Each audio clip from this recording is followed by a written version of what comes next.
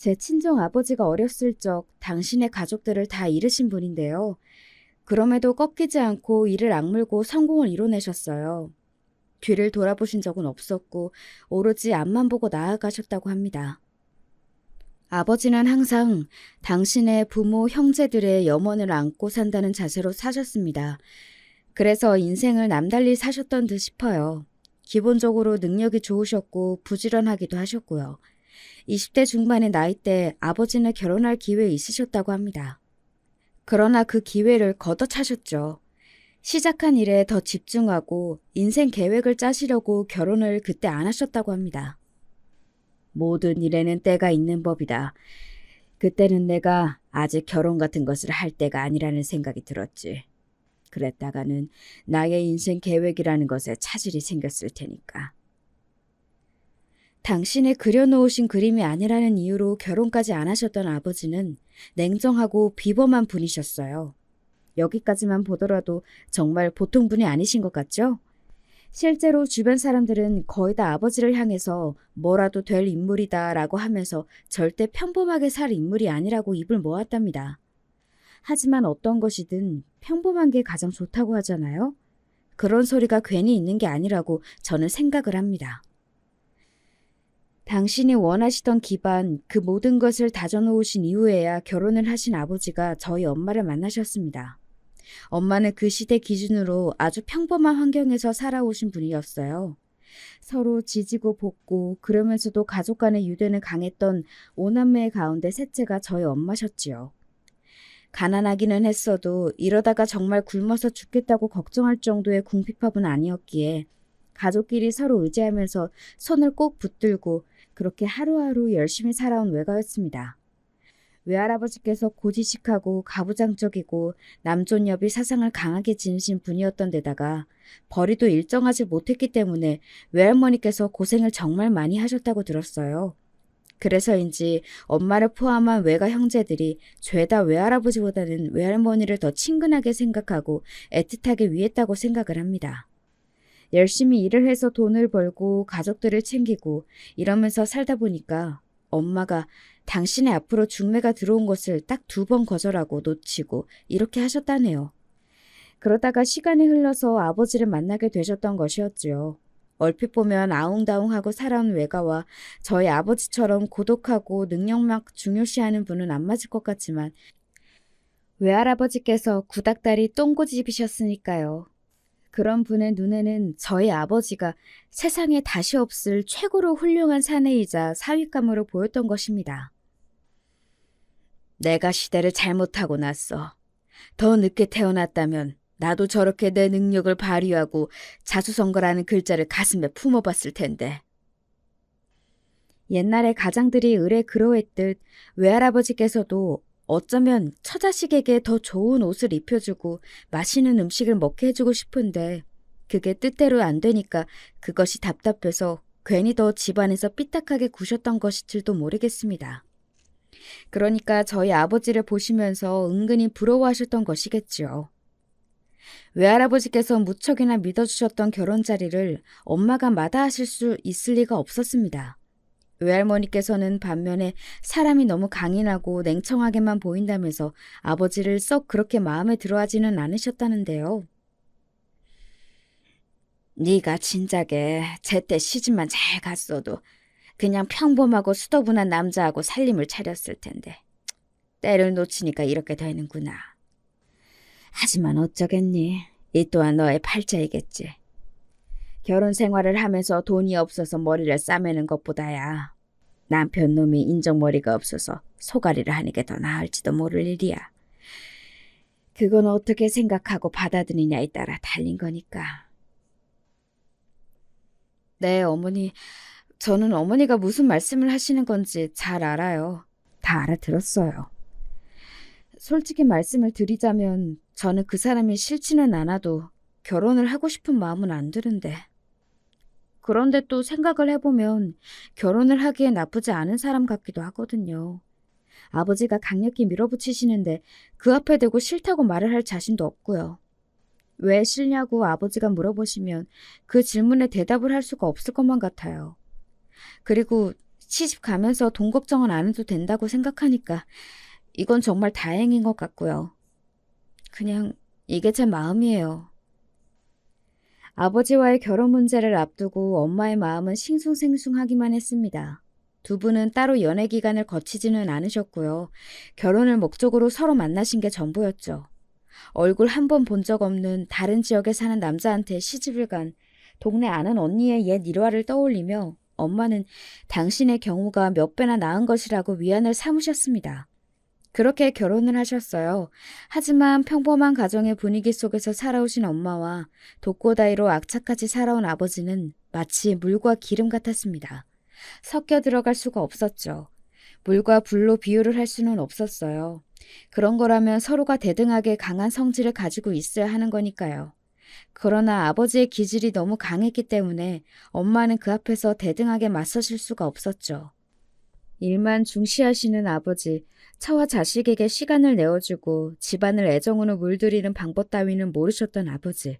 아니, 그러실 생각조차 없었던 아버지 때문에 엄마는 세월이 흐를수록 서러움과 섭섭함을 느끼셔야만 했습니다. 제가 태어났을 때도 마찬가지였고요. 이왕이면 아들이 더 좋았을 텐데. 그래야 가르침 맛도 나고 내 뒤를 이을 놈이 생겼으니까 나도 이런저런 생각을 할 수 있었을 텐데 말이야. 딸 자식이 태어난 건 정말 뼈아픈 아쉬움이구만. 어쩔 수 없지. 두 번째는 아들로 잘 태어나기를 바라는 수밖에. 저를 낳으시느라 온몸에 진이 다 빠져 계셨던 엄마는 갓난아기인 저를 바라보며 아버지가 그렇게 말씀하셨던 것에 정말 진이 다 빠져 있던 그런 상태에서도 너무 어처구니가 없고 당혹스러움이 강하게 느껴져서 잠도 못 주무셨다고 합니다. 생각할수록 어이가 없었으니까요. 100번 양보해서 머릿속으로는 그런 생각을 할 수 있다고 쳐도 어떻게 사람 면전에서 그런 말을 다 할 수가 있었던 건지 이 부분이 엄마는 믿어지지가 않으셨다고 합니다. 게다가 엄마는 갓 출산을 끝낸 몸이었잖아요. 첫 임신이었고 첫 출산이어서 고통을 앞선 공포 또한 있었습니다. 그걸 다 이겨내고 아이를 낳았더니 면전에 대고 그런 소리가 들려올 줄은 모르셨기 때문에 엄마는 결혼한 이후로 처음으로 그때 큰일 났다, 앞으로 어떻게 살아가야 하나 이런 생각을 하게 되셨다고 합니다. 결혼 2년 만에 제가 태어난 것이었고 그 이전까지는 어영부영 새로운 일상에 적응하며 지내시느라 엄마도 정신이 없으셨거든요. 아버지의 비위를 맞추는 것만으로도 바쁘고 벅찼으니까요. 그런데 이제 딱 아이를 낳고 나니까 정신이 드셨던 것이죠. 과연 이 생활이 앞으로 괜찮을지. 엄마는 확신이 없으셨습니다. 제가 태어난 직후 그런 반응을 보이셨던 아버지답게 자식이 생겼다고 해서 특별히 긍정적으로 변하신 것 따위는 없었어요. 오히려 이전보다 더욱 성과주의에 사로잡혀서 예민해진 모습을 자주 보이시는 바람에 그런 아버지의 비위를 맞추시며 육아까지 하시느라 엄마는 스트레스가 이만저만이 아니었죠. 멀리 사는 외가에다가 힘들다고 하소연도 못했습니다. 외할아버지께서 딱 버티고 계셨으니까요. 그리고 당신의 형제들은 저마다 결혼을 해서 여태까지의 인생처럼 지지고 볶고 살면서 한 푼 두 푼 모아 열심히 모아가며 미래를 준비하고 그러면서 사는데 당신 혼자만 양상이 달랐으니까요. 돈 걱정은 없었죠. 아버지가 돈을 잘 버셨으니까요. 돈에 관해서는 감각이 뛰어나셨습니다. 하지만 엄마가 고백하시기를 아무리 집에 돈이 있다고 해도 그걸 느껴보신 적이 없다고 했어요. 엄마의 돈이 아니었기 때문입니다. 다달이 아버지한테서 생활비를 타셔 쓰셨고 집안 살림이나 육아에 들어가는 지출이면 상관없으셨으나 오롯이 당신을 위해서 먹을 것이나 입을 것을 사시는 것에 단 한 가지를 구매하시더라도 망설이셨대요. 눈치가 보이셨으니까요. 그런 상황인데 엄마가 당신의 형제들에게 베풀며 사실 리가 없었습니다. 그렇다고 해서 내가 10원 한 장도 내 마음대로 못 쓰고 내 친정에 돈을 못 보낸다는 사실을 굳이 내 입으로 밝히면서 처량하고 비참해지고 싶지는 않으니 자연스레 연락을 드물게 하게 되고 왕래가 뜨문뜨문해지는구나. 나를 빼놓고 다들 자주 만나고 연락하면서 그렇게 지내고 있던데 나만 소외되어 있으니 너무 외롭다. 엄마는 당신의 마음대로 친정에 가실 수도 없었습니다. 단 한 푼이라도 편하게 써보고 싶으셔서 작은 일자리라도 구하려고 하셨으나 그마저도 아버지의 강렬한 반대에 부딪혔지요. 보통 구시대적인 분이 아니셨던 것 같습니다. 저 하나 키우는 보람과 낙으로 엄마는 지내셨어요. 아버지한테는 온통 서운함과 섭섭함만 느끼셨는데 가장 커다란 일을 꼽자면 단연 유산이었을 것입니다. 사실 제가 태어난 이후 엄마는 둘째를 임신하셨습니다. 그런데 저를 가지셨을 때와는 다르게 몸 상태가 좀 안 좋으신 거로 언제부터인가 스스로 느끼셨던 거예요. 왠지 몸이 안 좋아서 병원에 가야겠다고 엄마가 그러셨는데 아버지가 대수롭지 않게 넘기셨습니다. 병원에서 오라고 한 검진날이 아니라면 굳이 갈 필요가 없다고 하셨고요. 지금이 중요한 시기라서 바쁘고 사람 만나고 다닐 일이 많아서 정신 없으니까 조용히 있으라고 엄마한테 그러실 뿐이었지요. 그런 반응 앞에서 엄마는 상처를 받으셨고 입을 다무셨어요. 그러나 그 이틀 뒤 엄마는 새벽에 아버지를 흔들어 깨우셨습니다. 몸이 안 좋아서 병원에 가고 싶다고 그러셨는데 아버지가 인상을 쓰시며 한숨을 내쉬셨어요. 오늘 일찍 나가야 해서 지금 다시 잠에 못 들면 큰일이라고 말씀하셨습니다. 그런 뒤 몸 상태가 안 좋다며 불안해하시던 엄마를 억지로 다시 눕히셨어요. 이불이 머리까지 덮이는 것에 엄마는 숨이 잘 안 쉬어졌고 주무신 게 아니라 반쯤 혼절을 하신 채로 새벽을 나셨습니다. 일이 많았다고 하시며 그날 늦은 저녁에서야 귀가를 하셨던 아버지가 이렇게 말씀하셨어요. 오늘 내가 일찍 나가는 거 알았으면 맞춰서 일찍 일어날 수 없었나? 그랬으면 어디가 덧나? 여자가 하는 일이 그런 건데 어째 그런 것 하나 못하나? 당신 잊었나 본데 나 임신 중이에요. 그래서 뭐 어쩌라는 거야? 뭐라고요? 내가 남의 자식을 가졌어요? 당신 자식을 임신하고 있는데 어떻게 말을 그따위로밖에 못해요? 그러고도 당신이 애 아빠라고 할 수 있어요? 그러고도 사람이에요? 이런 미친... 갑자기 왜 이래? 돌았어? 감히 어디서 소리를 질러? 하는 일이라고는 임신해서 출산하고 육아하는 건데 어차피 하는 일이면서 왜 갑자기 생색을 내는 거야? 엄마가 어째서 울분을 터뜨리셨는지 그 이유를 아버지는 들여다보려 하지 않으셨습니다. 기분이 잡숫다고 하시면서 담배를 들고 집 밖으로 나가버리셨죠. 엄마는 우시다가 호흡곤란을 일으키셨고 그대로 바닥에 쓰러지셨습니다. 그 밤에 제가 울고 불고 이웃집들을 찾아가서 문을 두드리고 비명을 지르고 오만 난리를 쳤던 끝에 엄마는 병원으로 옮겨지실 수가 있었죠.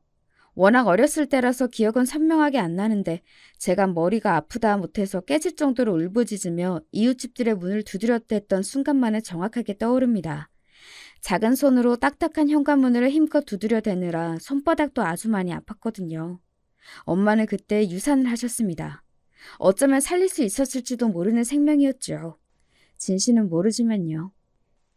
슬픔과 허망함으로 눈물을 흘리시던 엄마 앞에서 아버지는 그저 한숨이나 내쉬었던 게 전부였어요. 미안하다는 말씀을 절대 안 하셨죠. 미안하다고 생각도 안 하셨고요. 유산 이후 엄마는 몸이 안 좋아지셨어요. 사는 게 행복하지 않고 불행하고 덧없다는 생각을 아마 엄마가 그때부터 하시게 된 것 같습니다. 부모가 세상의 전부인 어린아이는 사랑을 받으려고 자신의 세상을 지키려고 본능적으로 사력을 다하게 되지요. 저는 제가 말썽 한번 안 피우고 착한 아이로 지내면 혹시 부모님이 좋아하실까봐 늘 전전긍긍을 하면서 속으로 오만 고민과 노력을 다하면서 그렇게 유년 시절을 보냈습니다. 아버지의 표정을 살피고 엄마의 기분을 살피는 건 어느새 저에게는 숨 쉬는 듯이 자연스러운 일이 되어 있었지요. 사춘기 나이가 되고 나니까 저도 슬슬 숨이 막히더라고요. 사고방식이 완전히 뒤바뀌는 시기였으니까요. 저희 집의 분위기가 절대 정상이 아니라는 생각도 하게 되면서 아무런 걱정 없이 뛰어놀아도 부족했을 어린 시절을 부모님의 눈치나 살피고 분위기를 읽느라 정신없이 보냈다는 게 억울해지기도 하였습니다. 이런 저의 변화를 엄마도 알고 계셨겠지요. 제가 더 이상 코 올리게 어린 아이도 아니니 이제 슬슬 엄마도 그걸 떠올리게 되실 때였습니다. 이혼 말이에요. 하지만 그건 쉬운 일이 아니었죠. 과거를 천천히 돌아보자면 저는 냉정하게 돈 때문에 엄마가 아버지하고 이혼을 못하신 거라고 결론이 내려집니다. 엄마한테서나 최악의 남편이었고 저한테서나 어려운 아버지였지. 당장 외가의 시각에서만 봐도 아버지라는 사람은 괜찮은 인물이었습니다. 외할아버지께서 돌아가셨을 때 아버지가 위험을 보이셨죠. 아버지의 사회생활 인맥이 그때 빛을 발휘했거든요. 장례 비용도 문제가 없었고요. 그때 다들 외가 식구들이 저희 아버지를 보면서 든든하기 이를 데 없다고 했습니다. 물론 아버지가 당신의 처가에 베풀면서 살았는가 하면 그건 절대 아니었고요. 누가 손 벌리는 것 자체를 아버지는 굉장히 질색하시는 분이었어요. 당신 스스로가 능력과 배짱으로 밑바닥에서부터 한 단계씩 올라온 자수성가의 표본이라고 자부하시는 분이었기 때문에 노력하지 않고 남에게 의지하려 손을 벌리는 행위 자체를 싫어하셨던 것이죠. 그래서 외가 식구들이 저희 아버지의 덕을 보며 산 것은 아니었습니다만 외할머니께서 수술을 받게 되셨을 때 비용을 부담하셨던 건 아버지였습니다. 외할머니의 간병은 이모 외숙모가 돌아가면서 하셨고요. 저도 엄마를 따라서 외할머니의 병문안을 그때 몇 번 갔었는데요.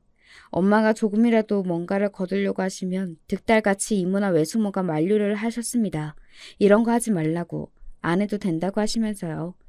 아버지가 수술비를 비롯한 병원비 일체를 부담하셨으니까 엄마는 손 하나 까딱 안 하고 계셔도 된다는 의미였습니다. 그때 바라본 엄마의 표정이 복잡 미묘했다는 것을 저만은 알았습니다. 외가에서 저의 아버지는 어려운 존재였죠. 전혀 친근하지도 친하지도 않았고요. 떨어지는 콩고물도 없었습니다. 그러면서도 응급 상황이라든지 정말 비상시에는 최후의 보루로 찾아갈 수 있는 존재처럼 외가에서 아버지가 그렇게 여겨지고 있다는 사실을 엄마는 알고 계셨습니다. 퇴원을 하신 후에 요양생활을 거쳐서 외할머니는 건강을 많이 회복하셨어요. 그때 저는 사춘기 초입에 들어선 때였고 가기 싫었지만 엄마를 따라 외할머니를 뵈러 나선 적이 있었습니다. 저는 만화책을 보며 구석에 앉아 있었는데 문득 두 분의 대화 소리가 들려오더군요. 보통의 내용이었다면 제가 신경을 안 썼을 텐데 그게 아니었기 때문에 만화책을 덮고서 두 분이 계신 쪽으로 살금살금 걸음을 옮겼습니다. 이혼에 대해서 어떻게 생각하냐고 엄마는 그걸 외할머니한테 여쭤보고 계셨습니다. 이혼? 나 때는 그런 거 꿈도 못 꿨다. 요새는 세상이 달라지고 있더만. 여자들도 굳이 이혼 전적에 있는 걸 숨기면서 새로 남자를 만나지도 않는다지. 예전에는 이혼 낙인이 찍히면 부끄러워서 다들 쉬쉬하면서 그랬는데 세상이 많이 달라졌어. 어머니, 그럼 저도 이혼을 해도 되나요? 애는 어쩌고? 영선이 생각은 안 하고서 이혼을 하겠다니? 제가 키우면 되죠. 그리고 영선이도 이제 마냥 어린애가 아니에요. 보셨잖아요. 이제 다 컸다고 말 안 듣는 거. 말을 안 들으니까 아직 어린애지. 다 큰 거 아니야. 아직 갈 길 멀었어. 네가 혼자서 어쩌려고 그래? 혼자도 아니죠. 어머니도 계시잖아요. 어머니가 저희 오남매도 다 키워내시고 보통 선수가 아니시잖아요. 내가 뭐가 선수냐? 나 이제 다 늙었다. 다음번에 또 수술 같은 거 받게 되면 그때는 그냥 죽는 거다. 기력 없어. 이혼을 하지 말라는 거예요? 내가 한번 물어보자. 왜 이혼을 하겠다는 거니? 이유가 뭐야? 행복하지 않아서 그래요. 내가 예전에 그러지 않았니? 마음 먹기에 달린 거라고. 행복을 그 안에서 찾아봐라. 사랑이 없어요, 어머니. 사랑이 전혀 없다고요. 저는 제가 불행하다고 이미 생각을 그렇게 하고 있는 중이에요. 이혼을 한다고 해도 네가 애를 안 빼앗길 자신은 있고? 네? 그런 생각은 안 해봤어요. 당연히 그 사람이라면 애를 저한테 맡기고 홀가분히 떠날 것 같은데요. 그건 네가 넘겨짚은 거지. 어떻게 될지 모르는 거야. 세상에 하나뿐인 자기 핏줄인데 안 넘겨준다고 하면 그때는 어쩌게. 그리고 이혼을 안 해준다고 버티면 네가 그때는 다른 수가 있니? 괜히 부부 사이만 더 안 좋게 어그러지지. 이혼을 어떻게든 해낸다고 해도 네가 땡전 한 푼 못 챙기고 쫓겨날 수도 있어. 그런 것까지 네가 생각을 잘 해야 돼. 말씀으로는 기력이 이제 없다고 하셨지만 외할머니께서는 그날 그것보다 더 기력이 넘칠 수는 없을 것 같은 기세로 촌철살인을 날리셨습니다. 생각해보면 외할머니의 말씀이 옳았어요. 아버지가 바람을 피운 것도 아니고 처자식을 때린 것도 아니고 엄밀히 말해서 돈을 안 준 것도 아니었지요. 아버지가 결혼 생활을 깨트리신 것도 아닌데 엄마가 이혼을 요구하신다면 괘씸하게 여겨져서 정말 맨몸으로 쫓겨나실지도 모르는 일이었습니다. 외할머니의 조언을 들으신 엄마는 생각이 많아졌고 당신의 형제들에게도 혹시 이혼을 하면 어떨지 말을 꺼내보셨습니다. 그러나 하나같이 웬 이혼이냐 참고 살아라 라는 대답을 해줄 뿐이었죠. 그 시절에 외할머니께서도 온갖 고생 다 하시면서 외할아버지의 곁에서 오남매 자식들을 다 키워내셨는데 그런 걸 생각하면 지금의 엄마의 화소연은 복에 겨워 넘친 것이라고 외가 식구들이 말을 했습니다. 다들 아버지가 필요한 존재라고 생각을 하셨기에 똑같이 입을 모았던 듯 싶어요. 가슴 아프지만 이게 현실이었죠. 그래서 엄마는 참고 살기로 하셨습니다. 이번 생은 그냥 이렇게 살다가 가는 거라고 소리를 자주 중얼거리셨어요. 그리고 저를 향해서 꼭 이런 당부를 남기셨고요. 영선아, 우리 딸.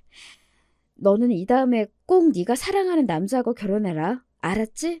조건 보지 말고 네 마음을 향하는 남자를 만나. 아마 네가 다 자라서 이 다음에 결혼할 때가 되어도 우리 집은 돈이 없어서 힘들진 않을 거야. 아니, 오히려 그때가 되면 더 잘 살겠지. 그러면 너는 돈 같은 거 계산 안 하고 조건 안 보고 네가 마음에 드는 남자를 잡아서 결혼하면 되는 거야. 꼭 그렇게 해. 저는 그런 당부를 하도 들어서 귀에 인이 박힐 지경이었습니다. 엄마는 당신이 그렇게 못 사신 것이 한이 맺혀서 그러신 듯 보였어요. 하나뿐인 딸은 당신처럼 절대 그런 모습으로 살기를 원하지 않으셨죠. 지금 생각해보면 엄마는 우울증을 앓고 있었던 것 같습니다.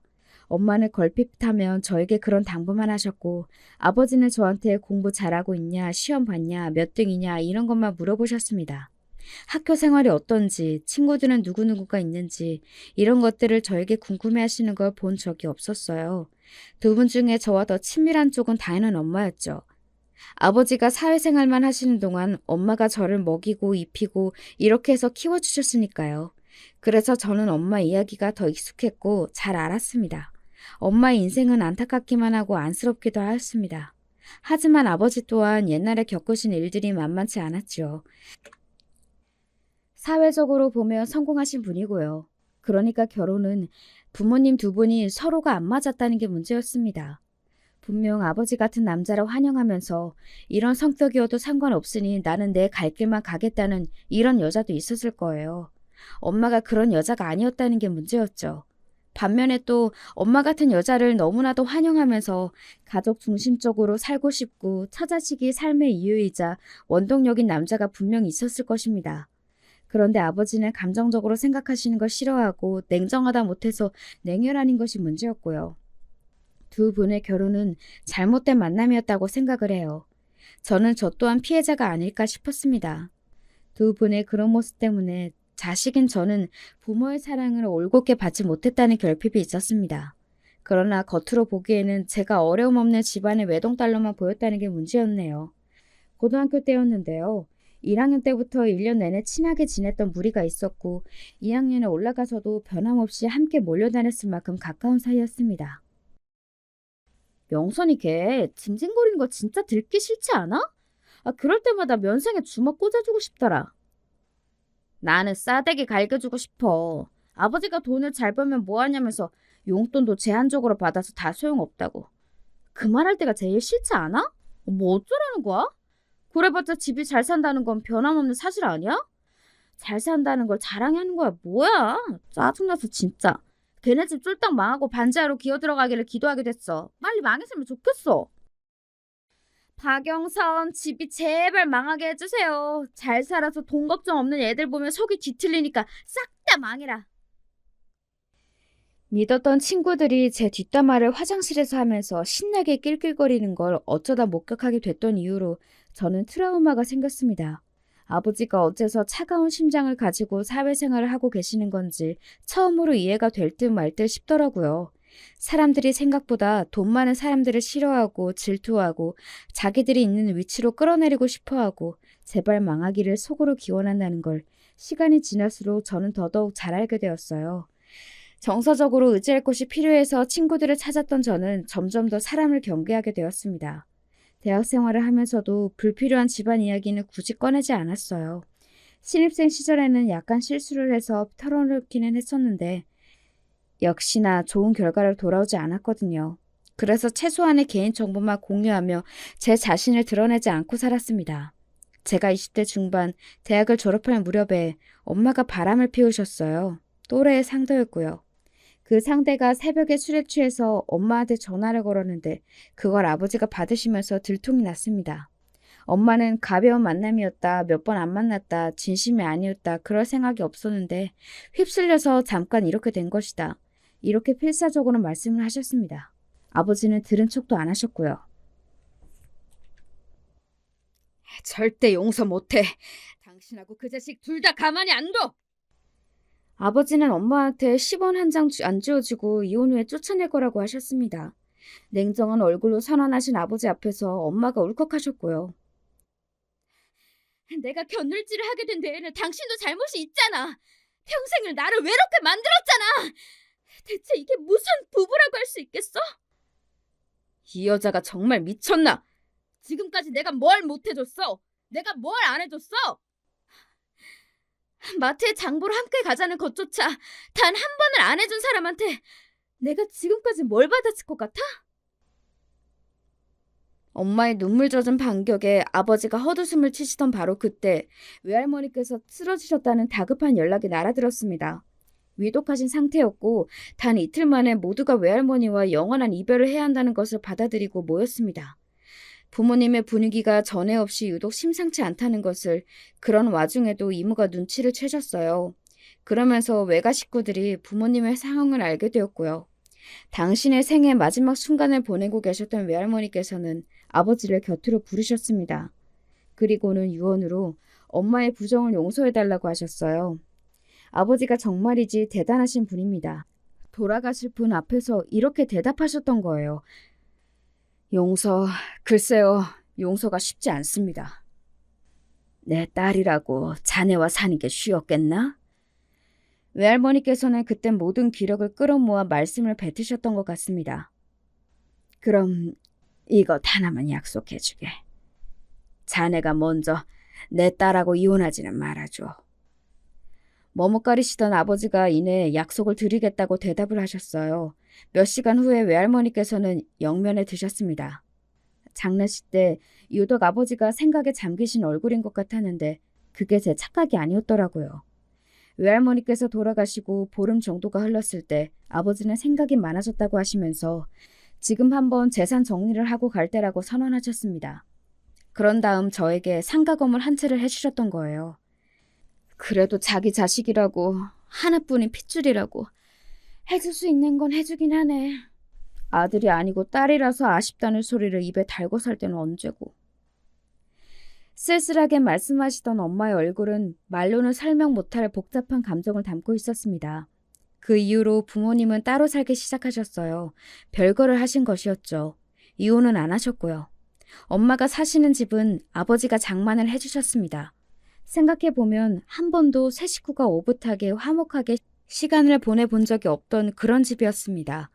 어렸을 적에는 저도 사랑을 받고 관심을 구걸해 보고자 제가 노력하면 집이 밝아질 줄 알고 열심히 발버둥을 쳐본 일이 있었습니다만 별로 효과는 없었고 그 시절을 지나고 나니까 더 이상 감정 소모만 되는 발버둥을 안 치게 된 저였지요.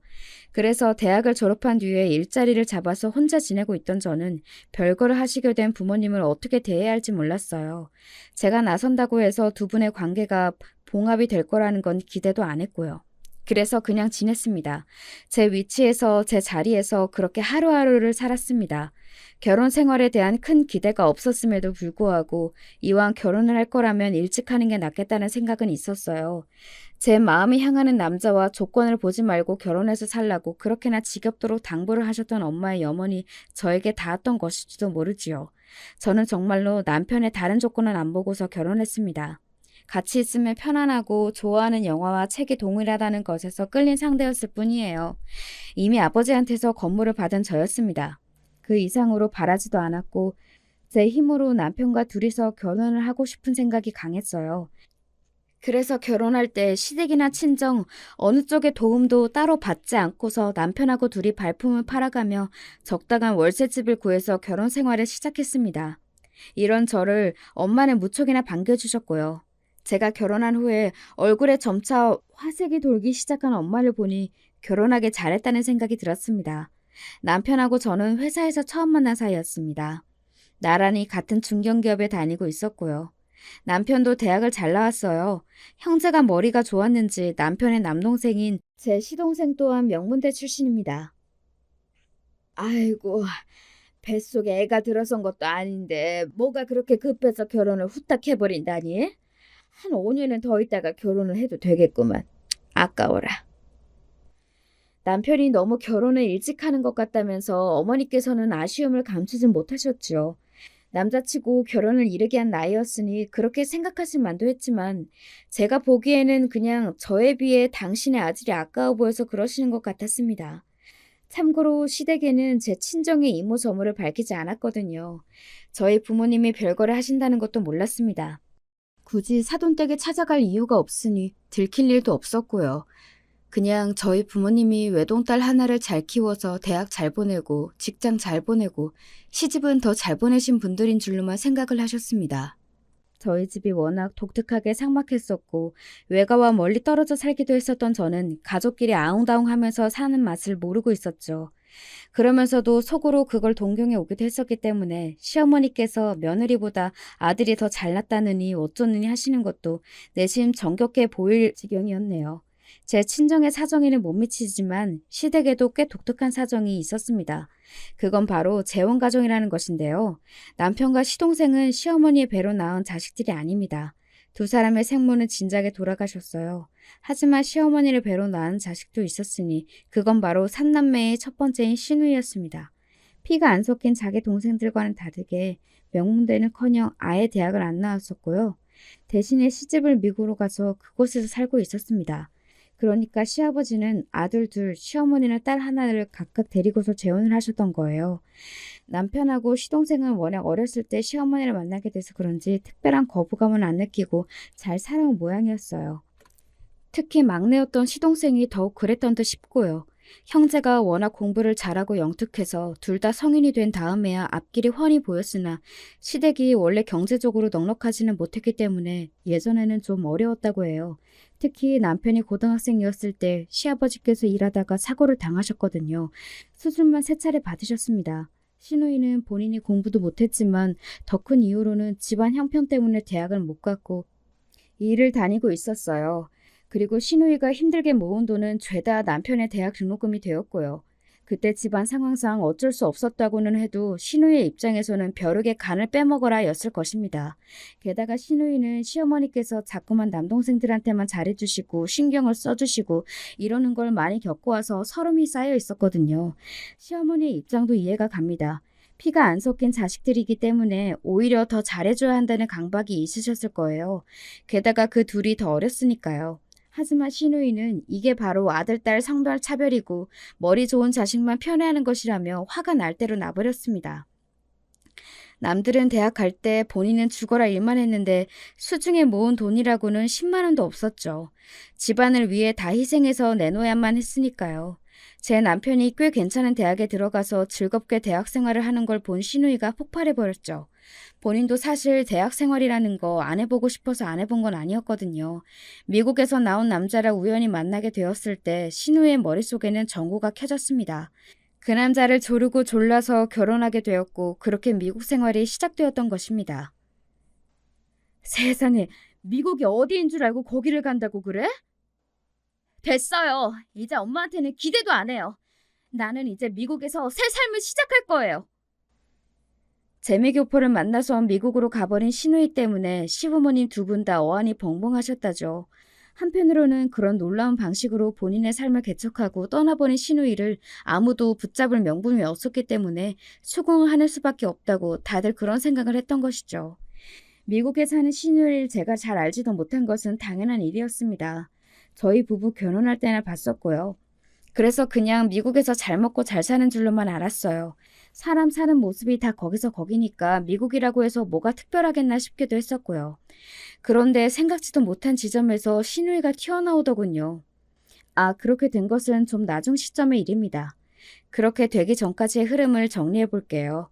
저는 예상보다 이르게 임신을 했어요. 한 3년 정도는 더 있다가 아이를 가질 생각이었는데 예상치 못하게 생명이 일찍 찾아와서 남편하고 둘이서 엄청 놀랐습니다. 고민하다가 저는 퇴사를 했어요.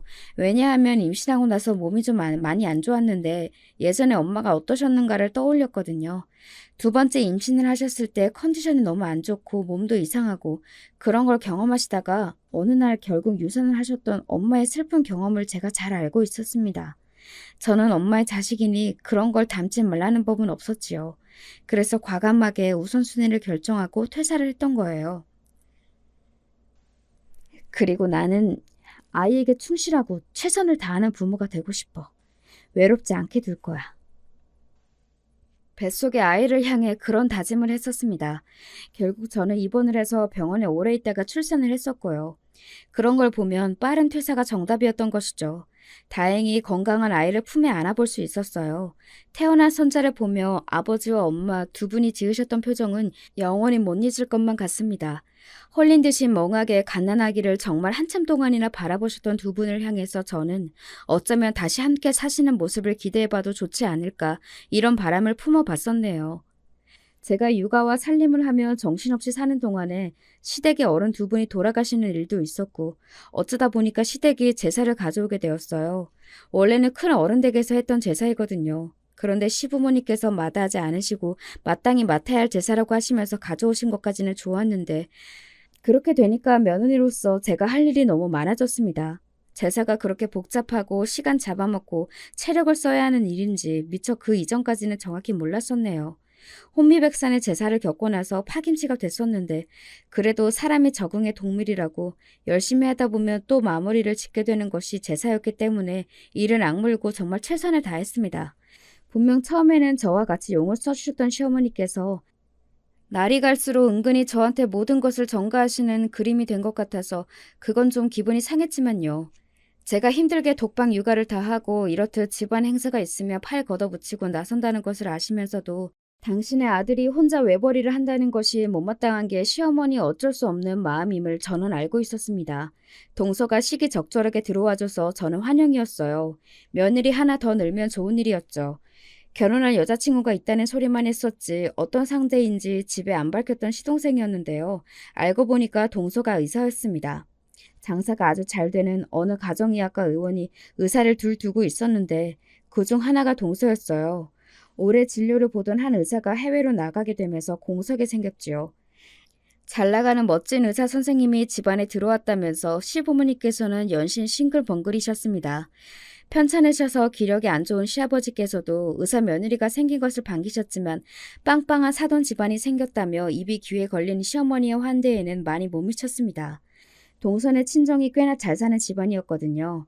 자식을 의대에 보내고 그 비싼 학비를 대출 하나 없이 지원할 정도는 되었다고 그랬습니다. 당연히 동서가 어디서 일하는지 그 위치를 듣게 된 저였는데 그곳이 너무나도 익숙한 곳인지라 놀랄 수밖에 없었지요. 선뜻 입 밖으로 말이 안 나서 보류를 하고 있었다가 동서하고 친분이 좀 쌓인 이후에 알려주었습니다. 동서가 수더분하고 사람이 참 괜찮더라고요. 그래서 이런저런 대화를 하다가 알려주었고 동서가 깜짝 놀라서 뒤로 넘어가려고 했습니다. 평소에는 잊고 살았던 신우의 존재를 상기하게 된 것은 동서가 놀라서 뒤로 넘어갈 뻔한 뒤 며칠이 안 지났을 때였습니다. 제사가 있었거든요. 그날따라 좀 정신이 없기도 했었고 앞으로 제사 때마다 동서하고 손발 맞춰가면서 해야 될 테니까 처음부터 시작을 잘 해두자 싶어서 제가 동서한테 지시를 많이 했습니다. 동선이 꼬이면 안 되니까 딱 그때 해야 할 것을 순서를 정해서 동서한테 하라고 지시를 했던 것이고요. 사실 기름 앞에 앉아있는 거라든지 뭐 그런 힘든 건 제가 다 했고 동서는 제가 시키는 대로 다른 준비들만 한 거나 다름없었어요. 그런데 시어머니의 눈에는 그것마저도 아니고게 보이셨나 봅니다. 아니 대체 뭔 상황이야? 왜 우리 의사 며느리가 동분서주하면서 바쁘지? 네? 할 게 많으니까 바쁘겠죠? 그게 아니라 네가 시키니까 바빠진 거잖아. 너는 왜 네가 하지 않고서 네 귀한 동서를 부려먹고 그러니? 귀하면 제 동서가 아닌 게 되나요? 제사가 오늘까지만 하고 없어질 것도 아니고 앞으로 동서하고 저하고 둘이 으쌰으쌰하면서 해야죠. 저는 동서한테 뭘 해야 하는지 알려준 것뿐이에요. 그리고 아직 힘든 건 시키지도 않았어요.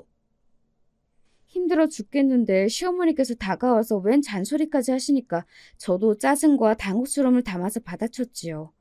그런데 그러자마자 무슨 일이 벌어졌는지 아세요? 바닥에 앉아서 힘들게 쭈그려 앉아 가스버너를 켜놓고 한참이나 전을 붙이고 있었던 제 머리통을 시어머니께서 후려치셨습니다. 야 이거사, 너는 집안 살림하면서 애 키우면서 제삿날 되면 제사상 차리는 전업주부이고 네 동서는 우리 집안에 하나뿐이 귀한 이사인데 같아? 그게 같아? 저는 보통이 아닌 집구석에서 태어나 자랐지만 집에서 맞은 적은 없었거든요. 와, 너무 어처구니가 없어서 저도 모르게 입을 벌리고 시어머니를 멍하게 올려다봤습니다. 뭐라고 대꾸를 해야 할지 말을 고르고 있던 바로 그때였어요. 어머님, 지금 뭐 하시는 거예요? 동서가 사색이 되어서 다가오더니 얼른 제 옆에 쭈그려 앉아서 제가 맞은 머리를 들여다보는 신용을 했습니다. 그 모습에 시어머니의 눈이 휘둥그레졌고요. 둘이 이렇게나 사이가 가까웠어? 아니 그렇다고 해도 어머니 급이 다르거늘. 무슨 급이요? 어머님, 형님이 저희 병원 건물주이세요. 제 편을 들어주고 두둔해주고 싶은 거라면 제발 형님한테 그러지 마세요. 방금 전보다 얼굴빛이 더 안 좋아진 동서가 흔들리는 눈동자로 그렇게 말을 했고 시어머니께서 영문을 모른다는 표정으로 저를 보셨습니다. 저는 에휴 한숨을 쉬었고요. 아, 맞다. 이거 아직 어머님은 모르셨던 거죠? 제가 지금 멋대로 입을 나불댄 건가요? 제가 원래 절대로 이런 사람이 아닌데 죄송해요 형님. 일부러 발설한 건 아니었어요. 괜찮아요 동서. 안 그래도 언제쯤 밝혀야 하나 고민이 많았거든요. 사실 진작에 털어놨어야 하는 건데 차일피일 미루다 보니까 어느새 오늘까지 와버렸네요. 제가 거면쩍은 미소를 지으며 자리에서 일어났고 반대로 시어머니께서는 바닥에 주저앉으셨습니다. 건물주? 병원 건물에 건물주라니. 이게 다 무슨 소리야? 알아듣게 설명 좀 해봐. 마치 귀신이라도 보셔서 놀라신 통에 주저앉으신 것 같은 모습이셨습니다. 그제서야 저는 제가 든든해도 너무 든든한 어느 상가 건물의 주인이라는 사실을 알려드렸지요. 친정 부모님의 이야기를 하자면 끝도 없을 것 같아서 우선은 그냥 아버지가 재산이 많으셔서 일찍이 저한테 건물 하나 해주신 거라고 그렇게만 말씀을 드렸습니다. 저와 마찬가지로 이 사실을 언제 밝혀야 하나 고민만 하다가 시간을 흘려버린 남편이 멋쩍어 하면서 죄송하다는 사과를 옆에서 덧붙였고요. 시어머니께서는 기절을 안 하시는 게 용해 보였어요. 너무 놀라신 나머지 나중에는 말문이 막혀버리셨거든요. 계속 입만 뻐끔뻐끔 하시다가 떨리는 손으로 저를 가리키셨다가 탄식을 토하셨다가 절레절레 고개를 흔드시기를 반복하셨습니다. 상상도 못한 사실을 알게 되셔서 많이 당황하신 모양이었어요. 그런 줄도 모르고 전혀 꿈에서조차 상상도 못하고 나는 여태까지 아이고야 미치겠다. 그날 제사는 어영부영 마무리가 되었고요. 새벽으로 시간이 넘어가던 때 이제 집으로 가려는데 시어머니께서 저를 붙잡으시더니 그제서야 소리를 내셨습니다. 머리가 아프신지 자꾸 이마를 부여잡으시더라고요. 예, 미안하다. 내가 면목이 없고 정말 창피하구나. 그 정도로 말씀을 꺼내신 것도 시어머니 같으신 분 딴에는 대단한 용기였을 거라는 생각이 들어서 저는 옅게 웃으며 고개를 끄덕여 드렸습니다. 여태까지 건물주라는 사실도 안 밝히고 그렇다고 몰래 호화 생활을 한 것도 아니었으니 저에게 뭔가 사정이 있었다는 걸 시어머니께서는 왠지 짐작하신 듯 했어요. 그리고 저 역시 시어머니께서 무슨 사정이 있었기 때문에 동서를 그토록 추켜 세우신 거였다는 그런 짐작이 들고 있었고요. 정말로 시어머니께는 다른 꿍꿍이가 있어서 의사 동서를 그렇게나 추켜 세우셨던 건데요. 그 목적은 바로 돈이었습니다. 동서한테 돈을 좀 빌리려고 하셨던 거예요. 동서와 유대감을 쌓으신 후 다른 사람들 몰래 돈을 빌리시는 게 목적이었는데 그건 당신이 쓰시기 위함이 아니었습니다. 네? 미국에 계신 형님한테요? 미국에서 잘 살고 계신 줄로만 알았는데 형편이 안 좋아서 쪼들리고 계실 줄은 몰랐어요. 혼자 잘 살아보겠답시고 미국으로 시집을 가버렸으니 그 자존심에 말을 안 하고 있었지만 그런다고 해서 내가 내 딸의 상황을 눈치채지 못할까봐 암만 해도 느낌이라는 게 있어서 캐물었더니 아휴 형편이 얼마나 초라하든지. 미국에 사는 시누이 때문이었던 거예요. 시누이한테 목돈을 보내주고 싶으셨던 시어머니께서 당신의 남편과 자식들에게는 차마 말도 못 꺼내셨다는 게 저로 하여금 많은 생각이 들게 만들었습니다. 재혼 가정이 아니었다면 달랐을 거라는 생각이 계속해서 들더군요. 시누이한테 보내시라고 돈 5천만 원 제가 빌려드렸습니다. 사실상 그냥 드리는 거였죠. 고맙다고 말씀하시며 눈시울을 붉히시던 시어머니의 모습을 보면서 부모님이 겹쳐 보였습니다. 바뀔 게 없을 거라고 믿지 말고 제가 용기를 내보면 어떨까 싶더라고요. 시어머니의 사정을 전혀 몰랐던 걸 반성하고 있던 남편이 함께 나섰어요. 아이를 앞세워서 저희 부부가 먼저 부모님께 다가가서 관계 회복을 도와드리기로 한 것입니다. 평생 냉혈 안으로 사시다가 돌아가실 것만 같았던 아버지가 어느새 많이 늙어 계셨고 당신의 손자를 보면서 씩 웃으시는 모습을 보니 기분이 정말 이상하더군요. 그리고 따로 살면 손자가 2번 발걸음을 해서 번거롭다는 걸 핑계로 드시며 어느 날 두 분은 별거 생활을 청산하셨습니다. 그것만으로도 저는 아주 만족스러웠고요. 시어머니하고는 잘 지내게 되었어요. 동서하고는 거의 친구 같은 동서지간이고요. 아참, 제사는 이제 아주 약소하게 지낸답니다. 준비하는 것도 없다시피 하고요. 제사를 핑계로 그냥 다 같이 모여서 이야기나 나누고 즐겁게 지내는 모습으로 바뀌었어요. 온 집안 식구들이 모여서 웃고 떠드는 가운데에 있는 제 모습이야말로 꿈꿔오던 생활이 맞는 것 같답니다.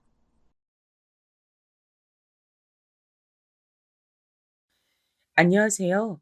요새 뉴스를 보니까 희대의 사기 사건 때문에 장난이 아니더라고요. 결혼과 얽힌 사기 행각이라던데 제가 그런 사기는 아니어도 아주 황당한 사건에 휘말려 봤던 사람으로서 말씀을 드리자면 이상하게 그런 상황 속에선 판단력이 옳게 안 서더라고요. 마치 뭔가에 홀린 것처럼 말이에요. 제 이야기를 해보자면 과거의 어느 시점으로 돌아가야만 합니다. 바야흐로 제가 2년이 넘는 연애 기간을 마치고 인생 처음으로 결혼을 준비하고 있던 때였죠. 그 상대를 예비 신랑, 그 집안은 예비 시댁으로 칭해 보겠습니다. 예비 신랑과 저는 결혼을 슬슬 염두에 두기도 하며 알콩달콩 연애를 하는 연인의 정석이었어요.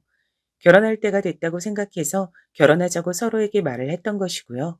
연애하는 동안 서로의 이모저모를 다 나누었습니다만 제가 시댁에 대해 아는 것은 많이 없었습니다. 따로 소개받은 적도 없었고요. 하지만 별 걱정하지 않았습니다. 결혼을 앞둔 대개 연인들이 그러하던 말입니다. 그래서 상상도 못했습니다. 예비 시어머니 되시는 분과의 마찰이 절 기다리고 있었을 줄이야. 결혼하겠다고 인사를 무난하게 드리고 났던 후 주말 오전에 예비 시댁을 잠깐 들렀었어요. 예비 신랑하고 둘이 드라이버 삼아서 어딜 놀러 가기로 했는데 거기가 관광지다 보니까 혹시 거기서 저희가 사왔으면 하는 것들이 있는지 여쭤볼 겸 이런 식으로 눈도장 찍으려고 예의상 들렀던 거예요. 제가 직장 행사에서 경품으로 받았던 수제 비누 세트. 전 그런 걸 거의 사용을 안 하니까 예비 시댁에 쓰시라고 드릴 겸 아무튼 겸사겸사 해서 들렀죠. 참고로 예비 신랑은 직장이 집에서 교통이 너무 안 좋아서 자취를 하고 있었답니다. 제가 수제 비누 세트 드리고 예비 신랑하고 데이트 잘 다녀오겠다고 생글생글 웃으면서 인사를 잘 드렸고 이제 곧 나가보려고 했어요. 근데 예비 시모가 뜬금없는 소리를 꺼내셨습니다. 영권이가 다음 달 말에 결혼을 한다고 그러네. 창원이라서 멀기는 하지만 가서 얼굴 비추고 축하를 해줘야지. 어? 창원이라면 어디는지 알 것 같긴 한데. 근데 엄마, 영권이가 누구야? 누구긴. 넌 네 친척 형 이름도 몰라? 내가 알만한 친척 형이라면 이름을 다 알지. 창원은 근처에 큰 이모네가 사시니까 낯설지 않고. 그치만 영권? 이름이 너무 낯선데? 가까운 친척형이 아니고 좀 먼 친척형이라서 그래. 아무튼 청첩장을 우편으로 보내준다고 하니까 곧 이제 받아볼 거야. 네가 얘하고 둘이 다음 달에 거기 좀 다녀와라. 옆에서 가만히 있었던 제가 갑자기 봉변을 당했습니다. 예비 시모의 발언에 얘는 저였으니까요. 예비 시댁은 경기 광명이었고요. 전 서울 강서구에 살았고 예비 신랑도 거기서 멀지 않은 서울 마포구에서 자취를 하고 있었습니다. 근데 경남 창원이요. 전 제가 혹시나 수원을 잘못 들었나 하는 기대감을 가져왔지만 아니었습니다. 창원이 맞았어요. 이 황당한 요구에 저는 예비 신랑을 쳐다봤죠. 예비 신랑도 어리둥절해하면서 일단은 후퇴를 했습니다. 그리고 저와 데이트를 가던 길 내내 머릿속에서 영권이란 이름을 찾더군요. 흔히 너무 멀어서 남수준인 친척을 묘사할 때 사돈의 팔촌이란 표현을 쓰잖아요. 그런데 정말로 그런 수준이었어요. 예비 신랑이 그 영권이란 사람을 봤던 건 초등학교 때 외갓집에 어르신이 돌아가셨을 때 딱 한 번이었다네요. 웃긴 건 장례식장도 아니었어요. 그 어르신이 돌아가실 것 같다는 연락을 받고 예비 시댁이 병원으로 가다가 참석한 어른들은 임종을 지켰고 애들은 방치돼서 병원 로비 같은 곳에서 놀았다네요. 그때 마주쳤던 겁니다. 영권이란 사람은 예비 신랑보다 2살 위였고요. 어렸을 땐 1살, 2살 차이가 엄청 크잖아. 그래서 나는 그날 그 형한테 꼬북놀이라는 걸 강제로 당했던 기억밖에 없어. 자길 오야봉이라고 부르지 않으면 때리겠다 그래서 내가 설설 기었었지. 그 후론 존재하는지도 모르고 살았는데 갑자기 웬 결혼식? 설마 우리가 참석하면 그쪽에서도 우리 결혼식에 참석해 주기로 그런 암묵적인 얘기라도 오간 걸까? 글쎄 뭐 그럴 수도 있겠다.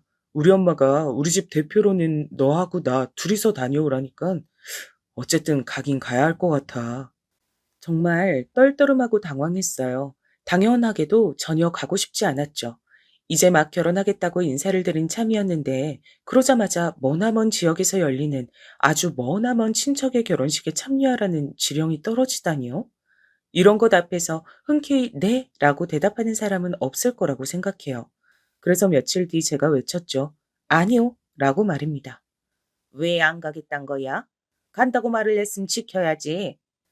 저는 간다고 말씀을 드린 적이 없었는데요. 아무튼 어머님, 결혼식이 당연히 주말인 줄 알았는데 금요일인 이상 참석하기가 어려울 것 같아요. 직장 다니는데 평일에 어떻게 그 먼 곳에서 저녁 6시에 하는 결혼식에 참석하겠어요. 일이 좀 바쁜 곳에 제가 다니는지라 금요일에 휴가를 갑자기 낼 수도 없는 일이에요. 너무 눈치가 보이거든요. 그렇습니다. 그 결혼식은 해괴하고 망측하게도 평일 결혼식이었던 겁니다. 주말 오후여도 한숨 쉬면서 억지로 갈까 말까 할 텐데 평일 저녁이요. 그걸 알게 된 이상 무조건 거절 의사를 꺼낼 수밖에 없었죠. 당연한 논리로 거절을 드렸건만 휴대폰 너머로 들려온 예비 시모의 음성에 저는 입을 떡 벌릴 수밖에 없었습니다. 나를 바보로 하는구나. 내가 직장 안 다닌다고 날 우습게 보고 내가 뭘 모를 줄 아나 본데. 반차란 게 있잖아. 오전 근무만 하고 일찍 퇴근해서 창원에 내려가면 되지. 네? 반차요? 그런 걸 말씀하실 줄 몰랐는데 반차도 거의 마찬가지예요. 쓰기에 눈치가 좀 보여서요. 직장 사람들 눈치는 보이고 CM이 될 사람 눈치는 안 보이고 아니요. 그렇단 얘긴 절대 아니고요. 민현이는 그 친척형을 거의 기억도 못 하던데 그런 분의 결혼식에 굳이 어렵사리 움직여서 참석을 하는 게 너무 오반 것 같아서요. 그럼 어쩌니? 내가 이미 그쪽에다가 우리 집에서 참석할 거라고 대표로 아들내미하고 예비 며느리하고 둘이 보낸다고 말을 다 해놨는데 이래서 내 체면이 망가지잖아. 갑자기 애비 시모가 버럭 화를 내더라고요. 요즘 이럴 때 묘사하는 표현으로는 급발진한다고 하던가요? 정말 그 순간의 예비 시모, 급발진이 따로 없었습니다. 혹시나 했지만 역시나 그 결혼한다는 쪽에다가 참석 얘기를 미리 다 떠들어 놓으신 모양이었습니다. 제가 어이가 없어서 저도 모르게 한숨을 좀 쉬었는데 그걸 들으셨는지 급발진을 이어가셨죠.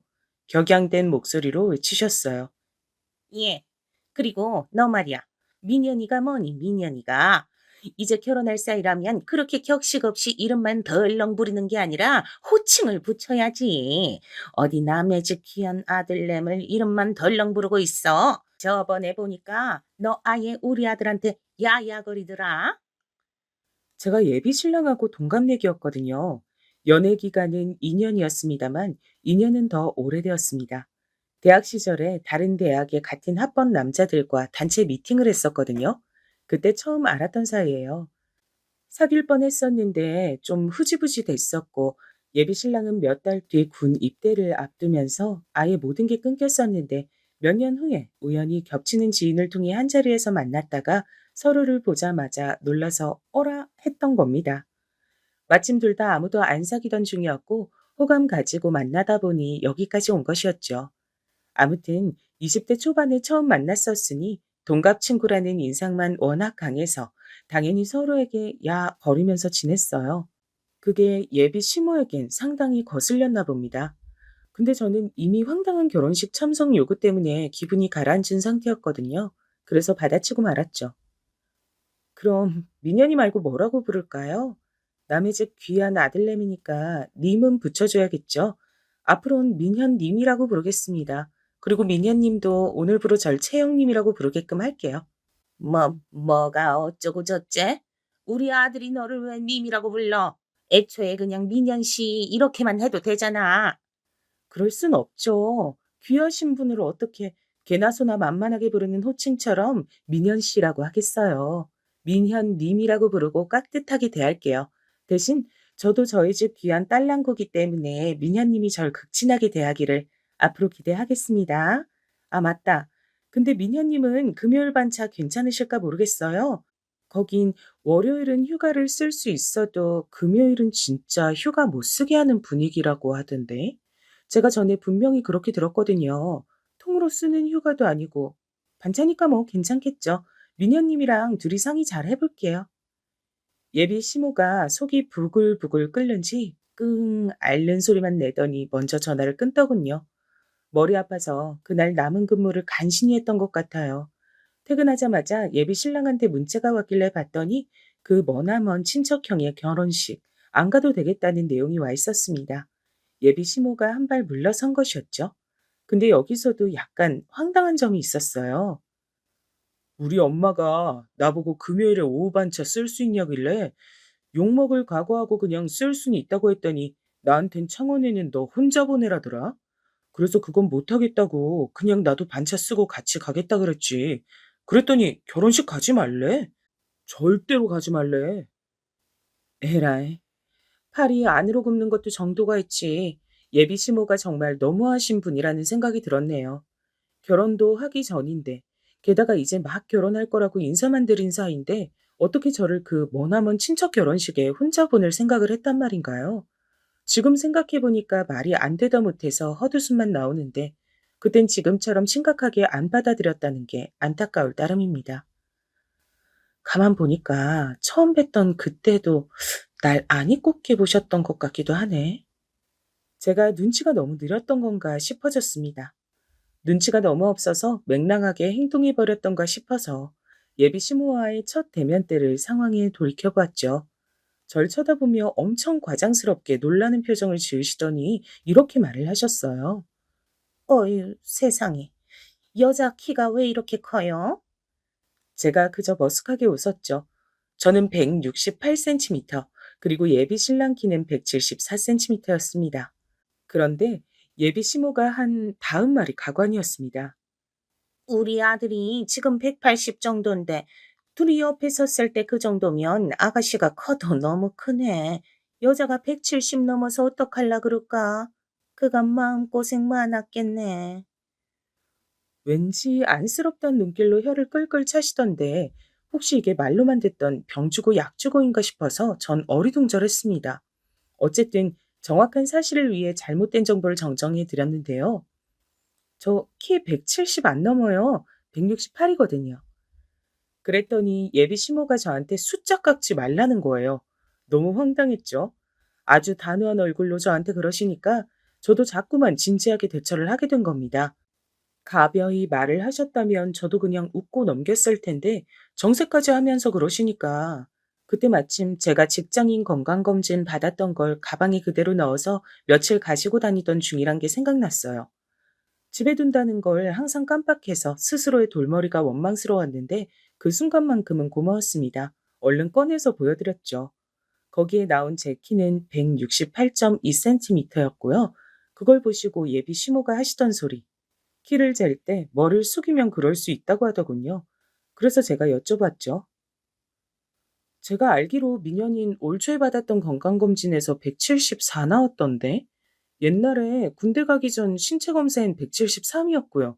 그럼 민현인 키를 잴 때마다 머리를 숙인 건가요? 180인데 그 정도로 작게 나오려면 아예 인사를 하는 것처럼 머리를 숙였던 걸까요? 그랬더니 예비시모 아무 소리도 안 하셨고 잠시 후에 화제를 돌리셨어요. 갑자기 웬 날씨 얘기를 꺼내셨습니다. 그때 처음부터 어쩌면 저는 밉보였던 것일지도 모를 일이었죠. 특히 저한테 키뿐만 아니라 나이 얘기도 하셨으니까요. 예비 신랑이 저보다 더 어린 여자를 만나 결혼하길 바라셨던 모양이었습니다. 저보고 나이가 좀 많아서 아쉽단 뉘앙스를 비추시길래 전 그냥 아, 네 하고 말았었는데 가만히 짚어보니까 제 조건이 마음에 안 드셔서 꼬투리를 잡으시던 모양새 같았어요. 곱씹으니까 씁쓸해지더군요. 혹시 예비 신랑이 외동이나 되었냐고요? 그건 아니었어요. 대신 유일한 아들은 맞았습니다. 아들에게 유난 부리는 엄마들이 솔직히 꽤 되잖아요. 제 예비 시모가 그런 유형에 속하셨던 거예요.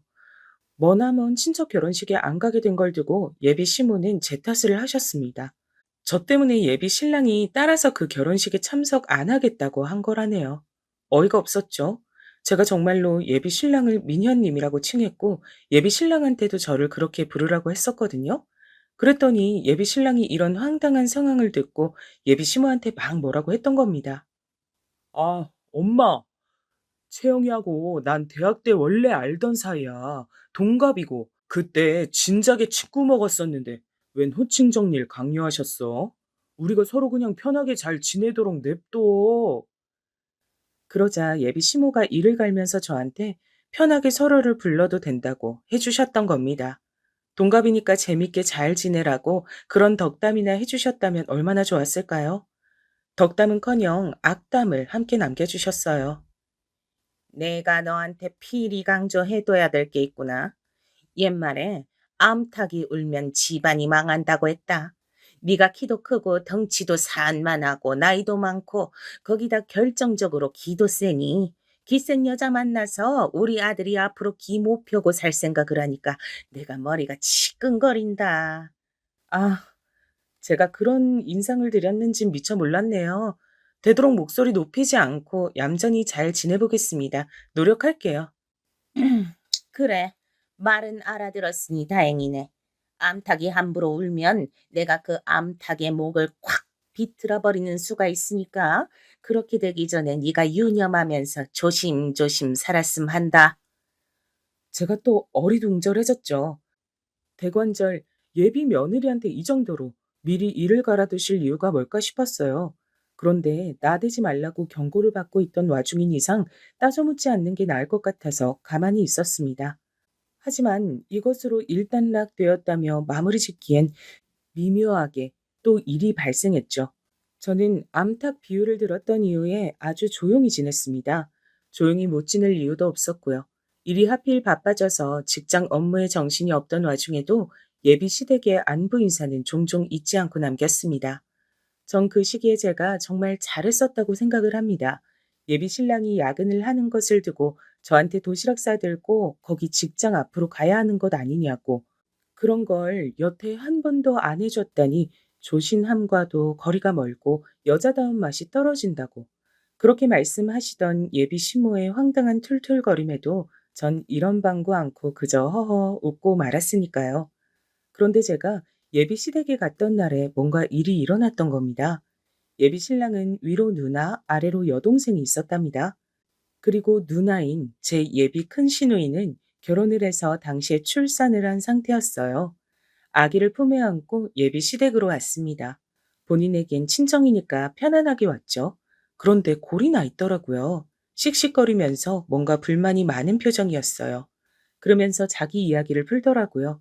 정리를 해보자면 예비 큰 신우의 이야긴 이랬습니다.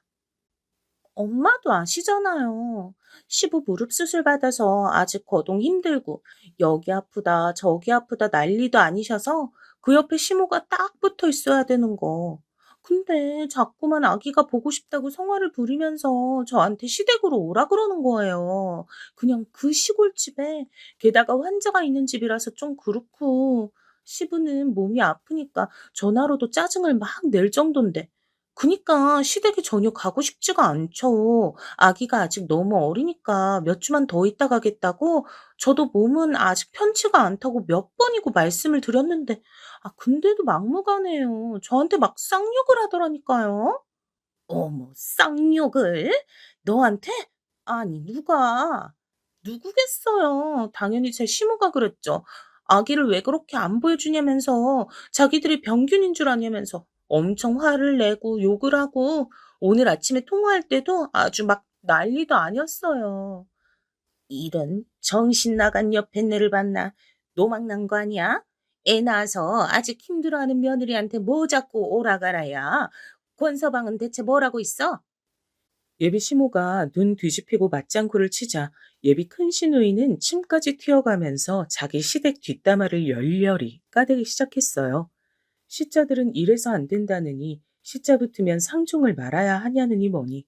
그러면서 앞으론 집안 살림 경제권도 자기가 가져올 거고 시댁의 대소사에 참여하고 말고도 자기가 정할 거고 아무튼 다 자기 마음대로 할 거라면서 큰 소리를 쳐댔어요. 말을 하다 보니까 더 격양이 되었는지 아주 흥분 상태에서 짓거리길래 좀 진정했으면 좋겠단 마음으로 제가 슬쩍 한마디 던진 거였죠. 저기 형님, 아무리 그래도 너무 그러진 마세요. 그러다 형님 시댁에서 여자가 너무 나댄다면서 완전히 형님을 안 좋게 보면 어떡해요? 정도를 지키시면 서로 좋죠. 왜요? 여자는 뭐 너무 나대면 안 돼요? 나는 너무 나대고 엄청 나대고 매우 나대고 아주 나대는 것들은 싹 다 나대고 싶은데요. 우리 예비 올케 생각은 다른가 보죠? 네? 아니, 다르다기보다는요. 그냥 암탉이 울면 집안이 망한다고 하니까. 그래서 말씀드려본 것뿐이에요. 웬 헛소리라고 그래요? 암탉이 울 땐 왜 울겠어요? 수탉이 제 기능을 못하니까 그렇겠죠. 저희 집만 해도 그렇잖아요. 저희 엄마 보세요. 일생을 목소리 크게 높이며 사셨지만 저희 집안이 이날 이때까지 잘 먹고 잘 살았답니다. 예비 시댁이 되게 부자는 아니었지만 형편이 제법 넉넉하긴 했죠. 예비 시부는 작게 공장을 차려서 운영하길 30년 가까이 하시다가 이제 접으시고 이런저런 소일거리나 찾아서 외출을 다니고 계셨는데 작은 규모의 공장만으로 예비 시댁이 건사하고 살았다는 게 정말 신기했습니다.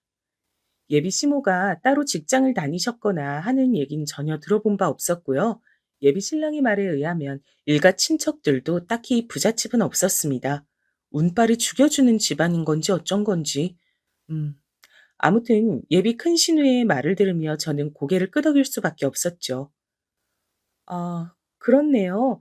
듣고 보니까 일리가 있네요. 그럼 어머님, 저한텐 왜 그러셨어요? 암탉이 울면 목을 비틀어 버린다고 하셨으면서 형님은 잘만 우시네요. 어머님도 일생을 잘 울면서 살아오셨다면서요. 암탉이 울어도 집안은 안 망하는 모양인데요. 대체 어떻게 된 일이에요? 순수한 질문을 던졌습니다. 그리고 질문을 받은 예비 시모의 낯짝은 점차 흑빛이 되어갔습니다. 예비 큰 시누이는 상황 파악을 마쳤는지 상당히 머쓱한 표정이 되었고요. 그때 마침 아기가 우는 소리가 크게 들려서 얼른 자리를 뜨더군요. 저희 세 사람이 식탁에 둘러앉아 이야기를 하는 동안 거실에서 아기를 맡고 있던 예비 작은 시누이는 울음소리에도 시큰둥하게 보던 만화책이나 마저 보고 있었습니다. 자기 조카가 이쁘지도 않은 건지 계속 귀찮다는 표정이나 짓고 있었죠. 곧이어 자매가 투닥투닥 하는 소리가 들려왔고 전 고개를 슬쩍 가로젓다가 예비 시모와 눈이 딱 마주쳤습니다. 절 무섭게 노려보시더군요. 너하고 우리 딸하고 같니? 어? 같을 수가 있겠어? 엄연히 다른 걸 가지고 네가 그렇게 비교를 하면 곤란하지. 네? 왜 달라요? 아, 한쪽은 딸이고 한쪽은 며느리라서 그런가요? 하긴, 좀 아까 형님 하신 얘기만 들어봐도 그런 것 같아요. 시자는 어쩔 수 없는 모양이더라고요. 세상에나. 얘 아주 드센 것 좀 봐라. 여자기가 이렇게 드세서 어디다 쓸래? 이러니까 이날 이때까지 시집도 못 가고 이러고 있었지. 고분고분하지 못하고 기가 세니까. 여자가 그 나이까지 시집 못 가고 있으면 죄다 하자가 있어서야. 뻔해. 제, 제가요? 그럼 형님은 대체 어느 정도란 거죠? 저보다 많은 나이에 결혼하셨잖아요. 그럼 형님은 하자가 얼마나 많으셨던 분인 거죠? 하자가 너무 많아서 혹시 아예 불량품이셨던 건가요? 제가 눈을 꿈뻑꿈뻑하면서 차분하게 여쭸는데 예비 시모는 사형 선고라도 들은 것처럼 반응이 괴상했어요. 절 이 자리에서 당장 죽이고 싶지만 그럴 수 없음에 통탄하고 계시는 것 같은 그런 모습이었습니다. 표정에서 그런 모습이 보여서 저는 예비 시모가 배우의 길을 걸으셨다면 대성했을 것 같다는 그런 엉뚱한 생각을 해봤어요. 이건 아니야. 처음부터 요상했어. 처음부터 마음에 안 들었어. 우리 아들이 제대로 속아서 제대로 사기 결혼을 당하려는 거구나. 이거 큰일이다. 저를 면전에 두시고 그런 혼잣말을 하시더라고요. 저 들으라고 하신 거겠죠. 분위기는 수습할 수 없어졌고 저는 겸연쩍게 웃으며 자리에서 일어났습니다. 이만 가보는 게 최선이었으니까요. 그랬더니 예비 시모가 저를 향해 작은 목소리로 기분 나쁘게 왜 웃냐고 하시더군요. 그래서 즉시 올라가 있던 입꼬리를 확 내렸더니 그러자마자 싸가지 없이 표정 짓는다고 하셨습니다. 대체 어쩌라는 건가 싶었네요. 그때 투닥거리던 자매가 아예 싸우는 소리가 들려왔어요. 한판 붙는 모양이었습니다. 그 사이에서 아기는 더 시끄럽게 울어댔고요. 예비 시모가 진절머를 치면서 거실로 달려갔고 저는 그 틈에 겉옷을 챙겨 입었습니다. 슬쩍 거실로 가보니 예비 큰 신우가 누나를 부라리면서 온갖 신경질을 다 내고 있었고 동색 쪽인 예비 작은 신우이는 상대방을 비웃는 표정으로 얄밉게 대꾸를 하고 있었죠. 예비 작은 신우는 아직 대학생이었어요.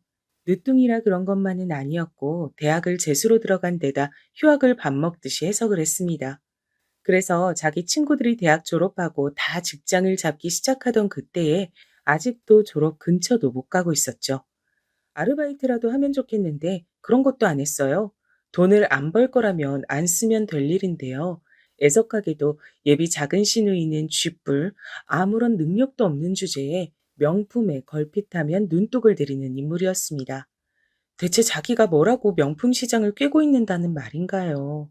예비 신랑과 연애 시작한 지 1년 정도가 됐을 무렵 저는 그 여동생의 존재를 제대로 각인하게 됐죠. 와, 배부르고 맛있게 잘 먹었다. 채영아, 네가 가자고 한 식당 중에 맛 없었던 데는 없는 것 같아.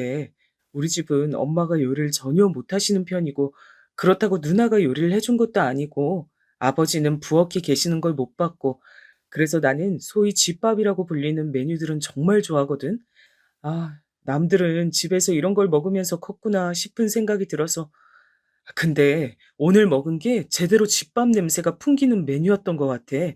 너무 잘 먹어서 이거 내가 결제해야겠어. 네가 산다고 온 곳이지만 내가 꼭 내야겠어. 보자. 결제 카드가 왜 안 보이지? 지갑 안에 있겠지. 잘 찾아봐. 그게 어디 가겠어? 나도 그렇게 생각하긴 한데 이상하게 진짜로 안 보여. 그날따라 식당 평가를 감성적이게 하면서 계산대로 가던 예비 신랑은 자기 지갑을 뒤지다가 고개를 크게 갸웃거렸습니다. 신용카드가 하나 안 보인다 그랬어요. 두 개를 돌아가면서 쓰고 있던 예비 신랑이었기에 저도 안 보인다고 한 그 신용카드가 뭔지 익히 알고 있었습니다. 지갑과 가방을 다 뒤져봐도 없다 그랬어요. 예비 신랑이 자취방에 가서 함께 찾아봤지만 어디에도 없었습니다. 당황한 예비 신랑 대신에 제가 침착하게 우선 분실 신고부터 하라고 했죠. 그래야 결제를 막으니까요. 그리고 그 다음 날 예비 신랑에게 분노에 찬 문자가 날아들었습니다. 내용은 이거 카드 왜 결제 안 돼? 나 지금 명품관 왔는데 개망신 당하는 중이잖아. 빨리 답장 줘. 였습니다. 발신인은 예비 작은 신우였고요. 예비 신랑이 한숨을 쉬면서 골치 아프다는 듯 머리를 감싸주었죠. 그 모습을 보며 제가 여동생에 대해 안 물어볼 수가 없던 거예요. 자기 오빠 신용카드를 몰래 훔친 것도 기가 막힌데 그걸로 명품을 지르려고 했다니요? 간도 크다 싶었습니다. 그래 놓고서 당당한 태도는 또 어떻고요? 그때 들었던 겁니다. 예비 작은 시누이가 만성 게으름에 빠져서 학교 수업도 잘 안 나가고 연예인도 아닌데 휴학을 밥 먹듯이 하고 만화책을 너무 좋아해서 손에서 놓질 않고 그러면서 웬 허영심이 강해서 명품을 선망한단 겁니다. TV에서 어떤 예능인이 자기는 돈을 많이 벌고 난 이후에 가장 좋았던 점으로 일본 라멘이 너무 먹고 싶음 예전엔 강남의 라멘집을 찾았는데 지금은 일본으로 비행기 타고 날아가서 라멘만 딱 먹고 다시 한국으로 온다고 했었대요. 그런데 예비 작은 시누이가 그걸 엄청 동경한다고 하는 겁니다. 좋아하는 만화책들도 거의 다 일본 것들이었어요. 일본의 수도 도쿄에서 화려하게 명품 가방을 끼고 밤의 거리를 걷는 캐릭터들의 생활을 보며 그걸 꿈꿨습니다. 예비 신랑에겐 미안한 소리였지만 솔직하게 전 그걸 듣자마자 머릿속으로 약간 정신병 아닌가 싶었어요. 독특해도 정도가 있는 건데 너무 심하잖아요. 본인이 아무런 능력도 없으면서 가족들에게 민폐만 끼치는 것이니까요. 게다가 언뜻 들어보니 대학 생활에 전념을 못하게 되었던 계기가 따로 있었는데 그건 바로 예비 작은 시누이가 대학교 1학년생이었을 때 동기의 화장품을 훔쳤다가 딱 걸렸던 일 때문이라고 했습니다. 화장품이 신기하게 생겨서 호기심에 순간적으로 그랬던 것뿐인데 소문이 쫙 퍼진 데다가 그게 억울하게 자꾸 와전이 돼서 학교 다니는 걸 되게 힘들어했어. 그래서 우리 부모님이 휴학을 시켜주셨는데 그 후로 자꾸 본인이 휴학에 맛이 들려버린 것 같아. 자기 여동생이니까 아무래도 감싸줄 수는 있죠. 근데 가만히 들어보니까 은근히 예비 작은 신우에게도 절도 피해를 입었던 쪽을 안 좋게 묘사를 하더라고요. 마음이 너그럽지 못해서 이를 키웠다면서 말이죠. 엄연히 자기 물건을 도둑질 당한 피해를 입었으니 당혹스럽고 불쾌했었던 게 당연했을 텐데 마음씨가 좋지 못하다고 피해 학생을 흉보는 예비 신랑의 태도를 보며 그때 살짝 의외라고 느꼈었습니다. 하지만 지나가는 일화 정도로만 생각을 해서 심각하게 되짚어본 건 아니었네요. 아무튼 그때 강렬하게 제 뇌리에 꽂혔던 예비 작은 신우의 존재감이 제가 그 집안의 예비 며느리가 됨으로써 두각을 다시 드러냈던 건데요. 얼마 후 이 예비 작은 신우에게 얽혀서 엄청나게 커다란 대형 사건이 터지고 말았답니다. 그 이전에 절 못마땅히 하셨던 예비 시모가 어떻게 행동하셨는지 그 얘기부터 드려야겠네요. 예비 신랑에게 간절히 호소를 하셨다고 해요. 민현아, 우리 아들, 너 꼭 이렇게 엄마 가슴에 대못을 박아야겠어. 며느리 하나 잘못 들였다가 우리 집안 폐가망신이라도 당하면 어떡하려고 이래. 엄마는 무슨 그런 소리까지 해. 도대체 나는 채영이가 뭘 그렇게 잘못한 줄 모르겠어. 혹시 엄만 내가 자기 의견 하나도 내놓을 줄 모르는 반푼이하고 결혼하길 바라는 거야? 아이고, 그게 아니라 걔는 어쨌든 아니올시다야. 보살님이 정확히 그렇게 말씀을 하셨다니까 그러네. 뭐? 보살님? 엄마, 설마 또 그 보살님인지 뭔지 아는 사람한테 찾아가서 돈 갖다 바친 거야? 아, 제발 그런 짓 좀 하지 마. 내가 치아영이하고 결혼하겠다는데 그 보살님인가 하는 그 사람의 반대가 뭐가 그렇게 중요해? 당최 무슨 상관이 있어서? 난 채영이만큼 잘 맞는 여자를 내 인생에서 만난 적이 없어. 나이도 이제 찼고. 그래서 결혼하려는 것뿐인데 엄마가 왜 이렇게 유난인지 모르겠다. 유난을 떨만 하니까 떠는 거지. 걔는 기가 세서 자기 남편을 누른다 그러더라. 그리고 매사에 여간 보통 내기가 아니라서 거머리도 그것보단 질기지가 않대. 내가 보살님한테 그런 소리를 듣고도 걔를 어떻게 며느리로 들이겠니? 안 그래? 아, 몰라. 엄마 마음대로 해. 그리고 난 내 맘대로 할 거야. 미녀나, 너 진짜 이럴 거야? 너 이렇게 비협조적으로 나오면 나도 나대로 수를 쓰는 수밖에 없어. 예비 시모가 한바탕 난리를 치셨다는 그 얘기를 제가 어떻게 알았냐고요? 당연히 당사자인 예비 신랑이 말해줘서 알았죠. 왜냐면 예비 시모가 저하고 따로 진지하게 얘기 좀 하고 싶다면서 호출을 했었거든요. 전 그렇게 됐다고 예비 신랑에게 말을 해줬고, 그러자 예비 신랑이 얼마 전에 자기 모친과 이런 언쟁이 있다고 실토를 해줬던 겁니다. 웬 보살님? 예비 시댁 집안 아주 가지가지한다 싶었어요. 안 좋은 방향으로. 자꾸 저를 흥미롭게 만드는 집안이었습니다. 아휴, 그때 아예 요즘 표현으로 손절을 해버렸어야 했는데, 초장이 말씀드렸던 것처럼 사람이 뭔가 자꾸 엉뚱한 상황을 겪으니까 머리가 멍해지고 살짝 홀리더라고요. 그래서 예비 시모의 호출에 따라서 예비 시댁 근처에 있는 카페로 향했습니다. 그런데 예상치 못하게 예비 작은 신우까지 와 있더라고요. 제가 도착하니까 한 테이블 떨어져서 혼자 따로 앉더니 만화책을 꺼내서 그것만 들여다봤습니다. 내가 아무리 좋게 생각을 해주려고 해도 우리 아들 짝으로 너는 안 되겠어. 마음에 안 드는 애를 괜히 억지로 내 며느리 삼으려고 할 필요가 없겠더라. 그래서 너한테 정식으로 지금 말을 하마. 우리 아들하고 헤어져. 저는 별로 그럴 생각이 없는데요. 전 제 남자친구하고 결혼을 하려는 거지 그 가족들까지 떠맡을 생각이 없어요. 왜 어머님의 마음 때문에 제가 헤어져야 하는 건지 모르겠습니다. 그리고요, 두 사람이 만나는 건데 어떻게 한 사람만 헤어지나요? 박수도 짝이 맞아야 소리가 나죠. 제가 헤어지자고 했을 때 어머님 아들이 만약에 싫다 그러면 그땐 어쩌시려고요? 얼빠진 척 표정은 지으면서 말은 청산유수로 할 말 다 해대는 거. 그래, 내가 처음부터 이런 꼬라지가 마음에 안 들었어. 그니까 보살님이 네 신상만 가지고도 다 꿰뚫어 보신 거겠지. 네? 보살님이요? 아, 저도 그거 뭔 얘긴지 들어서 아는데요. 그런 거 맹신하지 마셨으면 좋겠어요. 그 보살님이라는 분이 저랑 일면식도 없는데 대체 그분이 저에 대해 뭘 아시겠어요? 모르는 소리 마라. 이 세상엔 눈에 보이지 않고 알 수 없는 것들이 움직여대며 인생을 좌지우지하는 거란다. 그걸 모르는 사람들은 답답하고 우매하게 살아가는 거고 아는 사람들은 때마다 현명하게 대처를 하는 거지. 아무튼 간에 네가 호락호락하지 않을 줄 알고 내가 오죽하면 네 마음 달래려 선물까지 가져왔다. 아, 테이블 아래에 있는 쇼핑백들이요? 그거 제 선물이었어요. 저거 받고 얌전히 꺼지란 건가요? 혹시 제가 선물을 안 받으면 어떻게 되나요? 저건 어차피 넣어주려고 산 것들이니까 저거 받고서 우리 아들하고 당장 안 헤어지더라도 일단 그러려니 하겠다. 그러니 선물은 꼭 가져가렴. 그리고 우리 아들하고 헤어지라는 내 말도 깊이 더 생각해보고 알았니? 화를 막 내시는 투는 아니었고요. 약간은 한숨을 담아 말씀을 하셔서 제가 대꾸할 엄두가 안 났죠.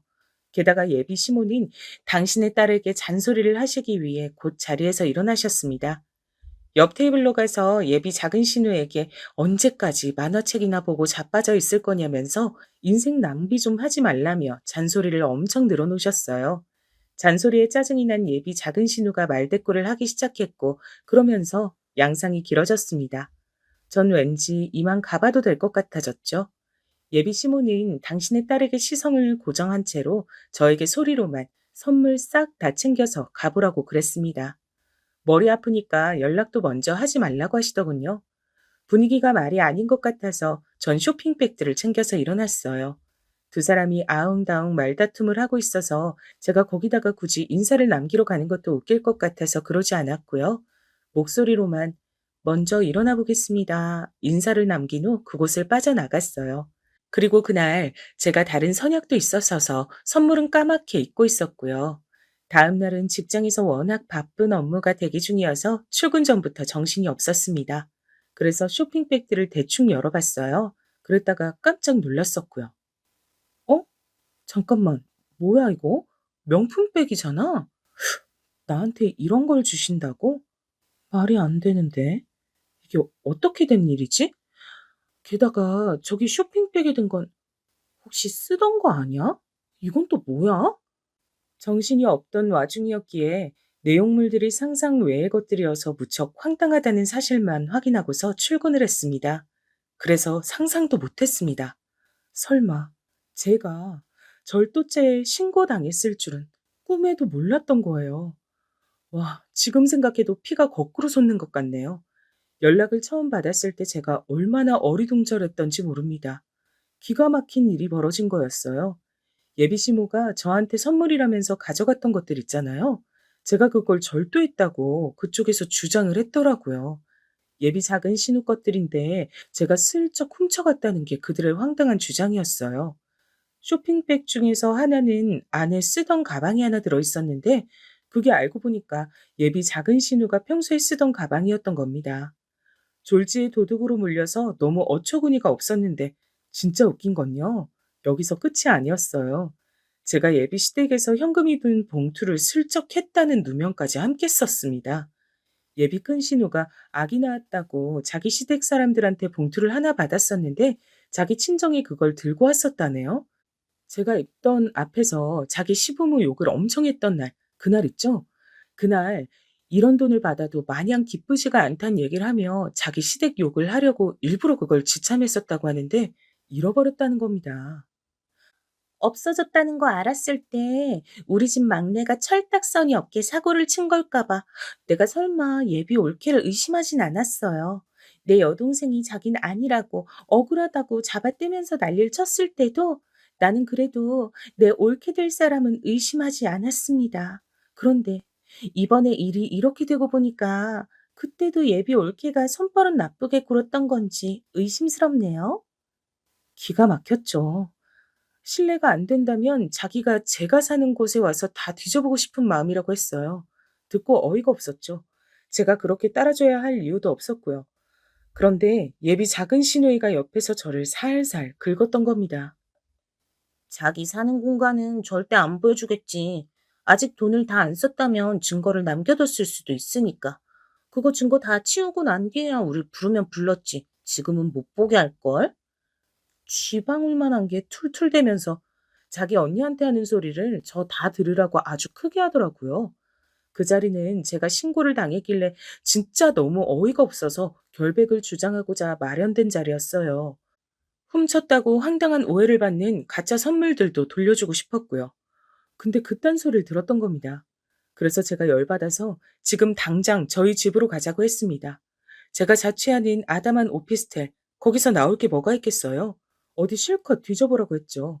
지금 생각해보면 제가 진짜 상황이 홀렸던 것 같네요. 굳이 왜 영장이 있는 것도 아닌데 제 공간에 그것들을 들였을까요? 잠시 후 예비 큰 신우가 제 옷장을 마구 뒤지다가 비명을 질렀습니다. 제가 깜짝 놀랐어요. 왜냐면 그 손에 봉투가 들려 있었기 때문이에요.